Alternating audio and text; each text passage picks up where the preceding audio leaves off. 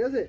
তো আজকে আমরা এই সময় সেই দাউদ এবং গলিয়াত, আর এই গলিয়াত একজন দুষ্টু লোক ছিল, আর সে অনেক লম্বা এবং তার গায়ে অনেক শক্তি, এবং সে সবসময় লোহার পোশাক পরিধান করত।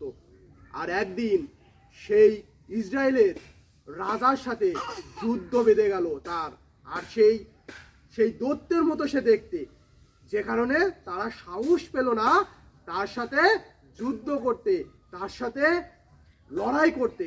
কিন্তু সেই ইসরায়েল শহরে ছোট্ট এক বালক সেখানে বাস করত, আর তার নাম ছিল দাউদ।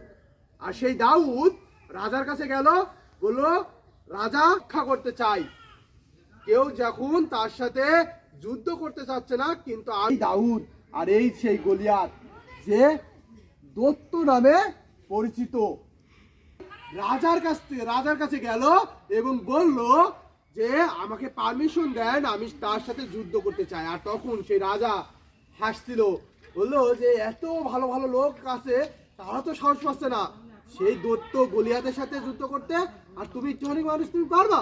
তখন রাজা হাসি দিয়েই উড়িয়ে দিল।